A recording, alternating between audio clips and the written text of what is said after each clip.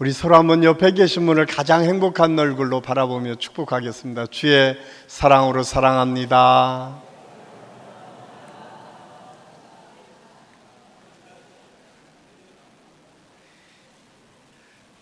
지금 우리는 대림절을 지나고 있습니다. 대림절은 이 땅에 예수 그리스도가 오심을 기대하고 소망하는 절기입니다.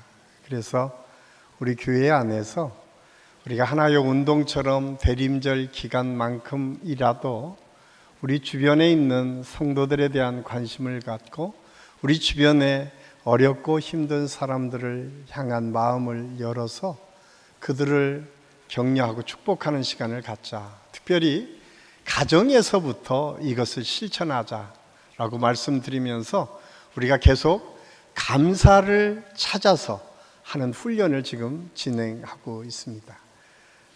여러분, 한 주 동안 얼마나 많은 감사의 표현을 하시며 사셨습니까?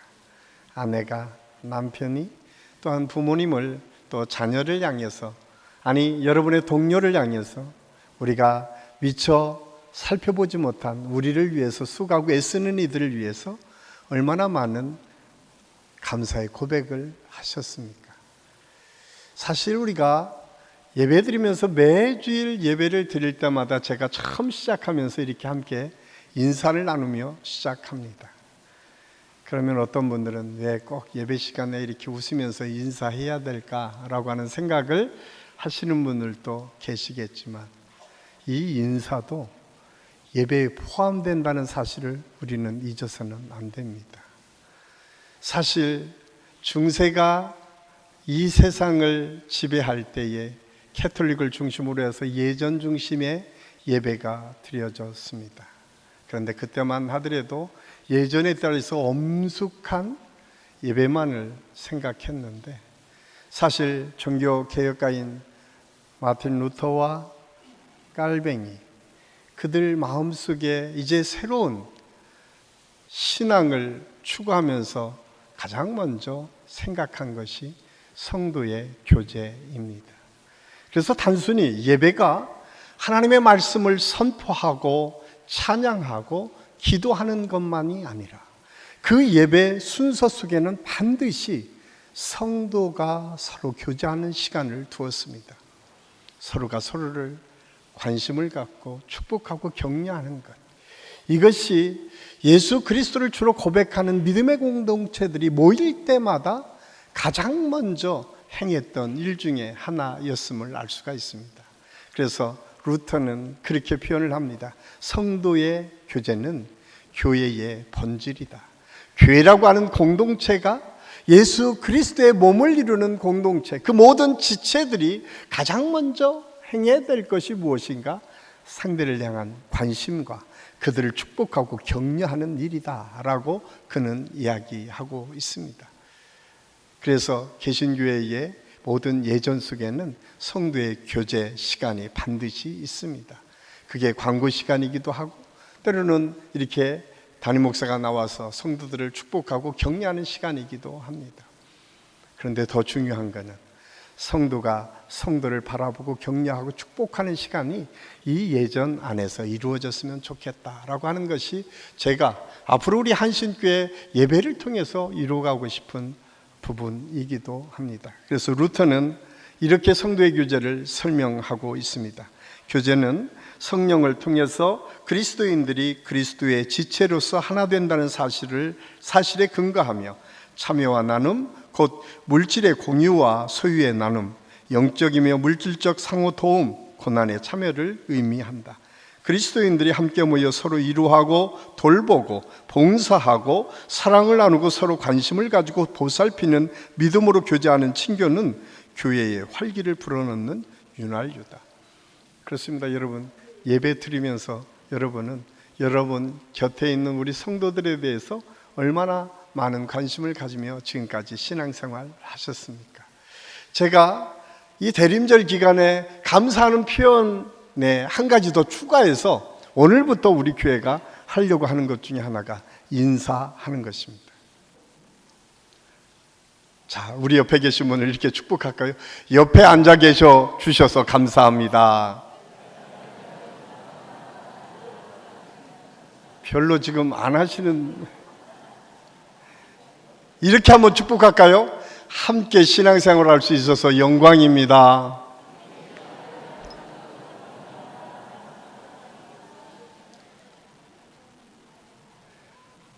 (10년을) (20년을) 함께 신앙생활하면서 저분이 누군지도 모르는 채 교회 공동체를 이루었다고, 그리고 우리는 그리스도 안에서 한 형제라고, 한 자매라고 고백할 때가 참 많이 있지 않습니까?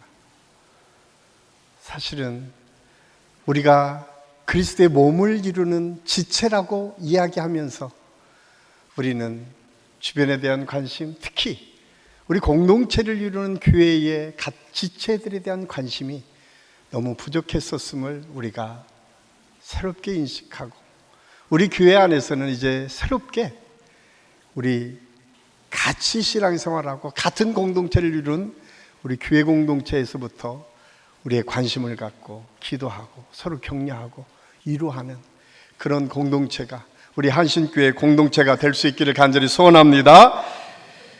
이렇듯 종교개혁 이후에 성도의 교제는 교회의 아주 중요한 본질로 이해되면서 우리가 성만찬을 통해서 함께 한 형제임을 확인하기도 하고, 힘들고 어려운 성도들을 돕고 섬기는 일을 통해서 우리가 한 공동체인 것을 날마다 확인하며 살았습니다.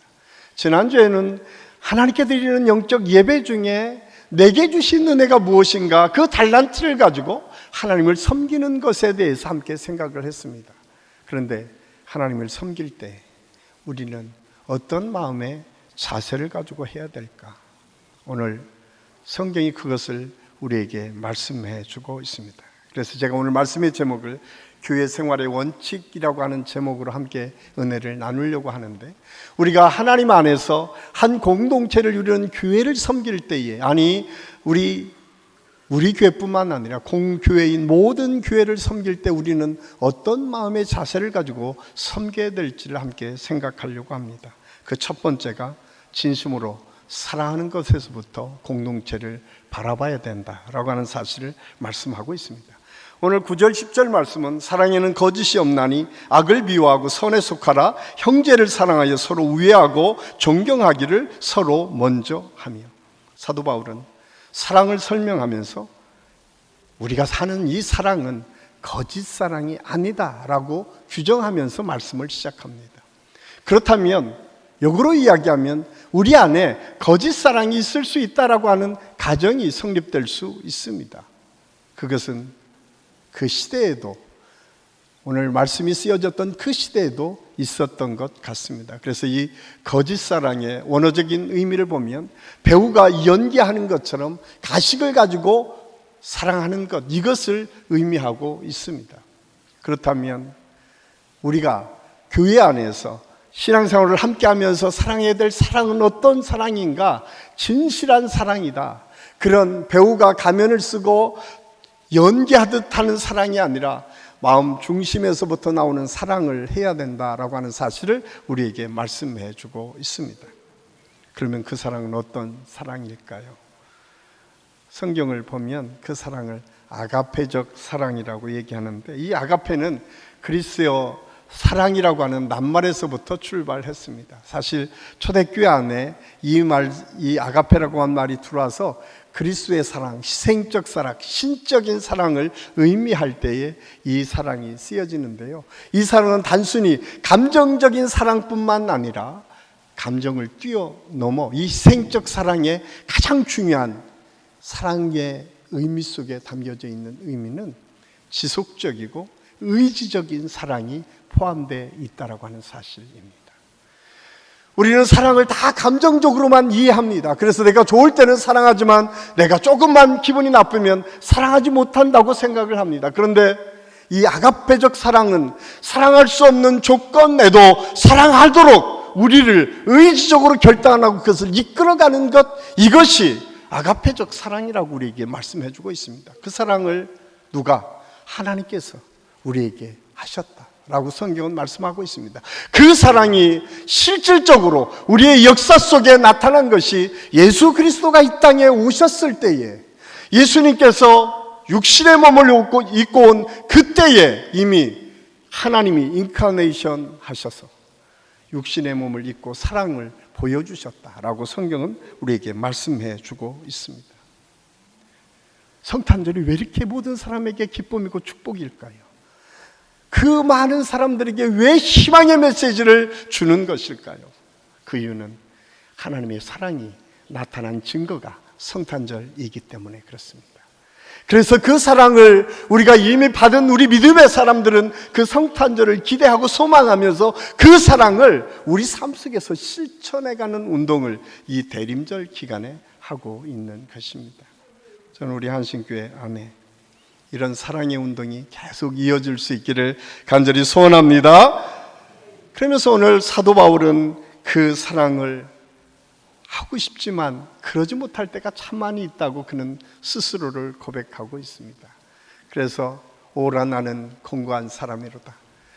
누가 이 사망의 늪에서 나를 구원할 수 있겠느냐.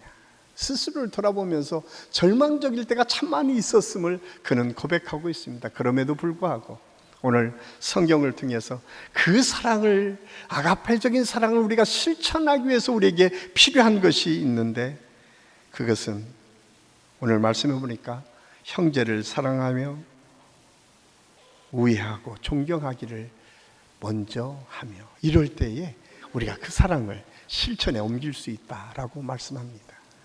여기에 두 가지 아주 중요한 의미가 있습니다. 형제를 사랑하며, 형제는 지체를 의미합니다. 혈족을 의미합니다. 사실 우리가 살아가는 이 사회에 이제 형제, 사촌, 육촌도 다 모르고 살아가는 시대처럼 살고 있지만, 이 혈족은 고대 역사 이후로 지금까지 끈끈한 관계를 이루어가는 가장 중요한 토대를 이루는 가족 관계를 이루고 있었음을 알 수가 있습니다. 형제라고 하는 것은 그런 의미입니다. 우리가 예수 그리스도 안에서 한 형제 한 자매라고 고백하는 이유는 이 지체의식이 우리 안에 있어야 된다고 하는 사실을 말씀해 주고 있습니다. 여러분 우리 한신교회 안에 그런 지체의식을 가지며 지금 신앙생활을 하고 있습니까? 혹시 우리가 인간적인 조건을 가지고 세상과 똑같이 판단하고 생각하면서 우리 옆에 있는 우리 성도들을 같은 형제 자매라고 인식하기보다는 우리가 세상적인 기준을 가지고 좀 나보다 수준이 좀 떨어지는 것 같아, 저 사람은 나보다 훨씬 더 대단한 것 같아, 이런 기준에 내 마음이 지금 쪼그라들고 또 관계 맺는 것에 늘 부정적인 생각을 가지며 신앙생활을 하고 있지는 않습니까? 오늘 성경은 다시 한번 형제를 회복할 것을 말씀하고 있습니다. 우리가 지난주에 세 가정이 하나님의 부르심을 받은 부모님들을 여의고 슬픔 속에 있을 때 우리는 어떤 마음을 가지고 그분들을 위로해야 될지, 오늘 성경은 형제를 가지고 위로해라. 그래서 우리 교회가 앞으로 여러분 혹시 항존직을 갖고 계신 우리 권사님, 안수 집사님, 장로님들에게는 다 전화가 갈 거예요. 내년부터는 우리 교회에 조를 짜서 의무적으로 이 상이 났을 때는 우리가 돌아보는 운동을 지금 하려고 계획을 갖고 있습니다. 전화할 때 기분 나빠하지 마시고 기쁨으로 참여해 주시기를 바랍니다. 이렇게 아멘이 갑자기 줄어들으셨어요. 왜? 형제니까. 여러분, 형제가 힘들고 어렵다라고 하면 작아야 되지 않겠어요? 세상 사람들과 똑같이 give and take, 그게 참 좋은 것처럼 보여지지만 그렇지 않아요. 성경은 거저주는 사랑을 통해서 우리가 이미 구원받았고 우리가 그 사랑 가운데 거한다라고 말씀하고 있습니다. 그래서 우리는 믿음을 가지고 살아갈 때는 누군가를 돕고 섬길 때에 기쁨으로 감당하는 것이 중요합니다. 그런데 그게 참 쉽지 않아요. 우리가 신앙생활하면서 참 어려울 때가 참 많이 있어요. 그러면서 오늘 사도 바울은 이렇게 우리에게 그렇게 생각하면 어떻게 이것을 극복할 수 있을까? 빌립보서 2장 3절 말씀을 통해서 우리에게 가르쳐주고 있습니다. 우리 같이 읽겠습니다. 아무 일이든지 다툼이나 허용으로 하지 말고 오직 겸손한 마음으로 각각 자기보다 남을 낮게 여기고. 아멘. 여러분, 우리가 형제를 사랑하기 위해서 먼저 필요한 것은 나보다 그 사람을 더 낮게 여기면 그때부터 사랑할 수 있다라고 우리에게 말씀해 주고 있습니다. 많은 사람들이 사랑하면 불쌍히 여기는 마음만 가지고 사랑하는 것으로 착각합니다. 그런데 여기 형제의 지체의식 속에는 철저하게 나보다 남을 낮게 여기는 마음을 가질 때에 사랑할 수 있다고 말씀합니다. 그러기 위해서 우리에게 필요한 것은 무엇인가? 상대의 장점을 찾는 눈을 가질 수 있어야 돼요. 상대를 나보다 더 귀하게 여길 줄 아는 넉넉한 마음을 가질 수 있을 때에 우리는 진정 그리스도의 사랑으로 형제를 사랑할 수 있음을 우리는 잊어서는 안 됩니다. 우리의 남편을, 아내를, 우리의 부모님을, 우리의 자녀를, 아니 우리의 교회 공동체 안에 성도들을 바라볼 때에 여러분은 어떤 마음으로 바라보고 계십니까? 오늘 사도 바울은 나보다 그분을 낮게 여기기 시작하면 너희가 사랑할 수 있다. 이 은혜가 우리 모든 성도들 가운데 있을 수 있기를 간절히 소원합니다. 또 하나, 서로 존경하는 마음을 가져라. 그래서 우리가 이번 주간에 또 우리가 하나 숙제처럼 고민해야 될 것이 아내, 남편, 우리 주변의 사람들의 장점을 볼 수 있는 눈을 내게 주시옵소서. 우리 아내의 장점을 보고, 우리 남편의 장점을 보고, 우리 부모님의 장점을 보고, 우리 자녀의 장점을 보며 그것을 표현하고 인정하며 긍정할 수 있도록 나를 붙잡아 주옵소서. 이 훈련이 시작되면 생각이 바뀌고 사람을 대하는 관계가 바뀌어지는 것들을 경험하게 됩니다. 성경은 그래서 사도 요한을 통해서 이렇게 우리에게 권면하고 있습니다. 요한 1서 2장 4절 5절 우리 같이 한번 읽겠습니다. 그를 아노라 하고 그의 계명을 지키지 아니하는 자는 거짓말하는 자요 진리가 그 속에 있지 아니하되 누구든지 그의 말씀을 지키는 자는 하나님의 사랑이 참으로 그 속에 온전하게 되었나니 이로써 우리가 그의 안에 있는 줄을 아노라. 아멘. 참 무서운 말이죠. 그냥 우리에게 너 예수 믿니? 그래, 사랑해.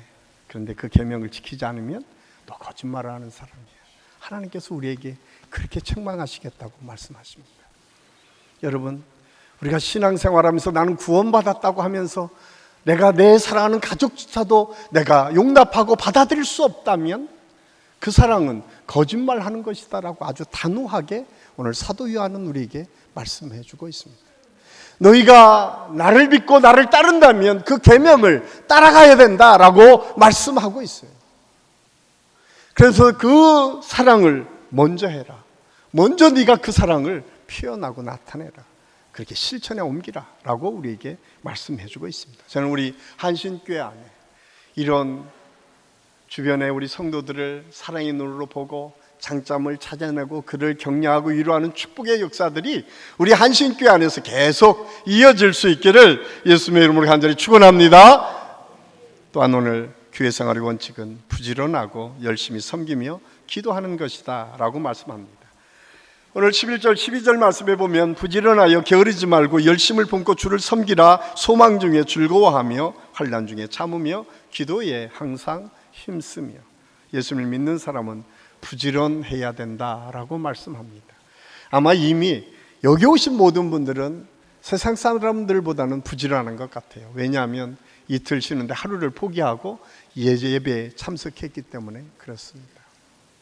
그런데 예전에 우리 믿음의 선진들은 더 열심을 품고 있었습니다. 지금이야 여러 가지 사회적인 발전이 있어서 조금 예배만 드리고 나면 쉴 수 있는 공간들이 있고 쉼을 통해서 내가 재충전할 수 있는 일들이 있지만 예전에는 주 6일 근무하고 특히 농경사회 속에서는 봄철에는 일하지 않으면 살 수 없는 때가 있었습니다. 한국교회가 초창기에 수많은 믿음의 선진들은 어떻게 신앙생활을 했냐면 그들은 농번기 때에 자기가 일을 할 때에 다른 사람의 두목, 세목을 먼저 하고 주일을 성수할 수밖에 없었습니다. 지금이야 품을 사서 누구든 일을 할 수 있는 사람이 많았지만 아마 우리의 어머니 세대, 우리 아버지 세대는 어땠습니까? 품앗이라는 게 있었어요. 젊은 분들은 잘 모를 수도 있는데, 내가 일을 해줘야만 또 다른 분이 내 일을 해줄 수 있는 그때가 있었어요. 그러면 예수 믿는 사람은 어떻게 했습니까? 내가 먼저 새벽부터 일어나서 그 일을 다 하고 다른 사람의 품에 2개씩 받아가면서 일을 먼저 해놓고 주일을 성수할 수 있었습니다. 얼마나 육체적으로 피곤해요. 그래도 성전에 옷을 깨끗이 갈아입고 주일날이면 제일 먼저 와서 찬양하며 아멘 아멘. 그런데 아마 많은 우리 믿음의 선진들이 많이 졸았을 거예요.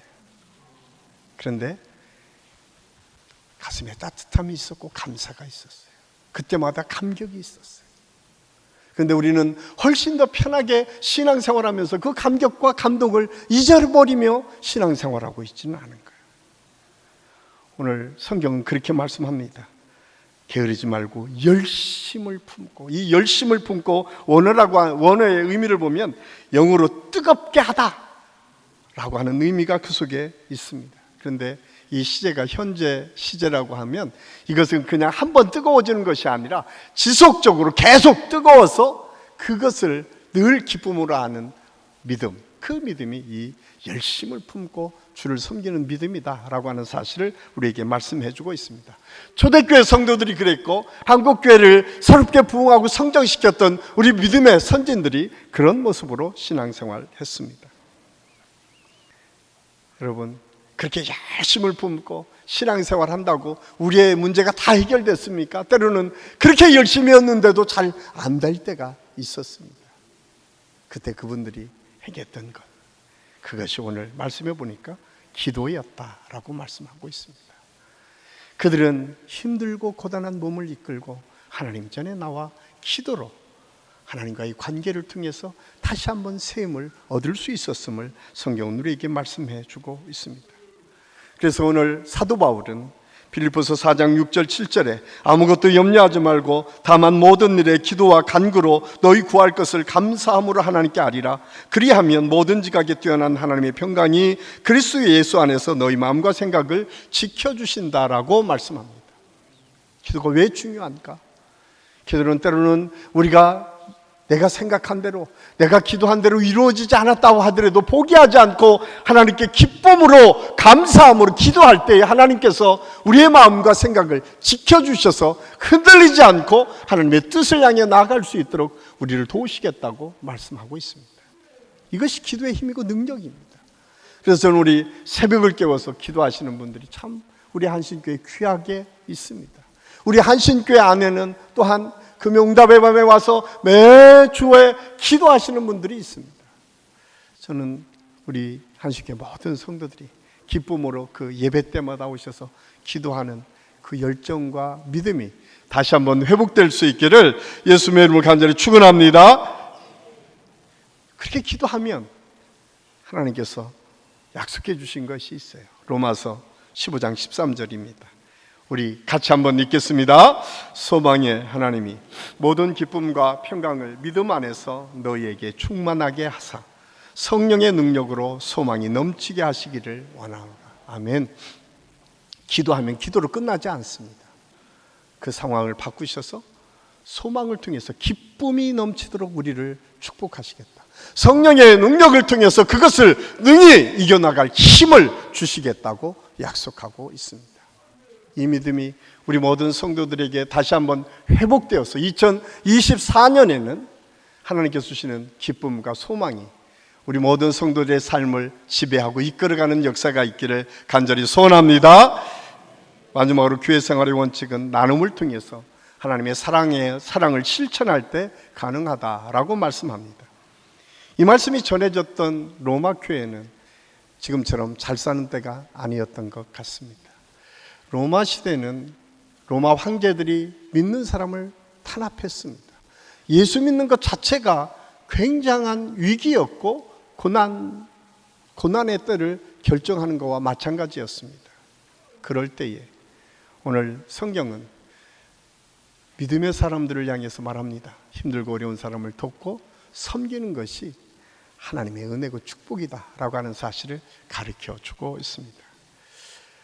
로마 지역은 국제도시였기 때문에 각종 지역에서 사람들이 몰려들었습니다.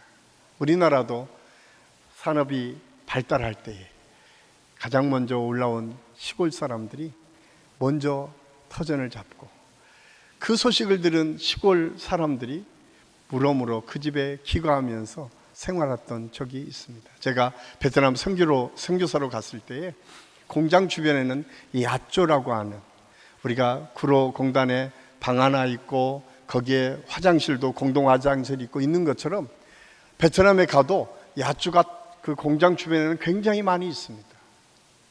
우리나라도 그랬어요.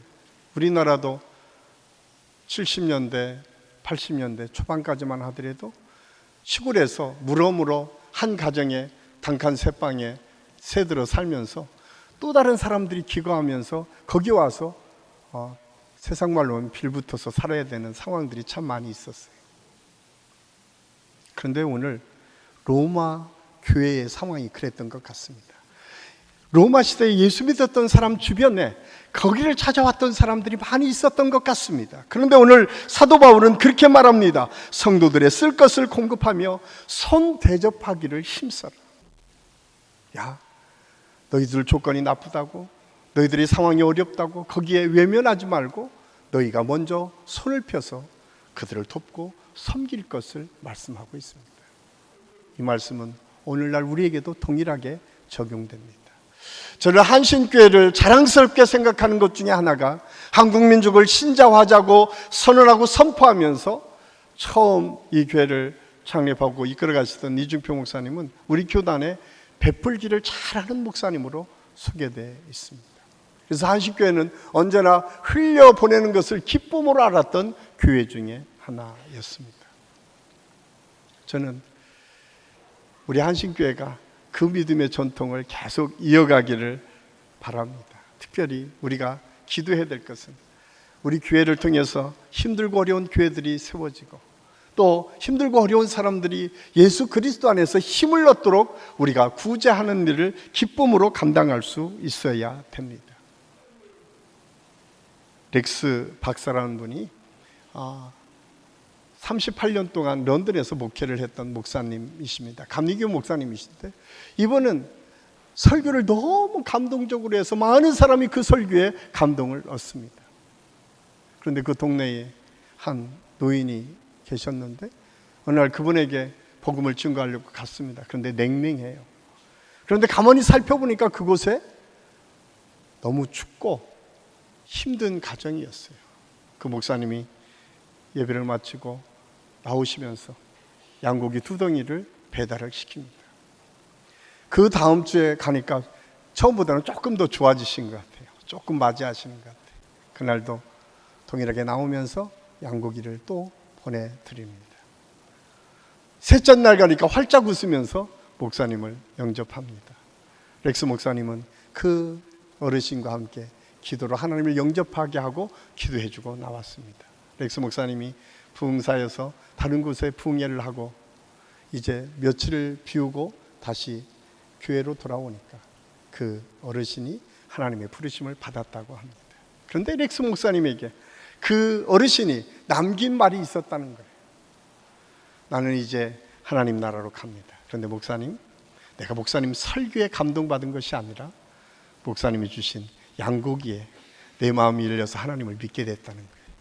때로는 여러분 하나님의 말씀이 중요합니다. 그럼에도 불구하고 우리의 마음을 열어서 하나님의 사랑을 전달하는 것 굉장히 중요합니다.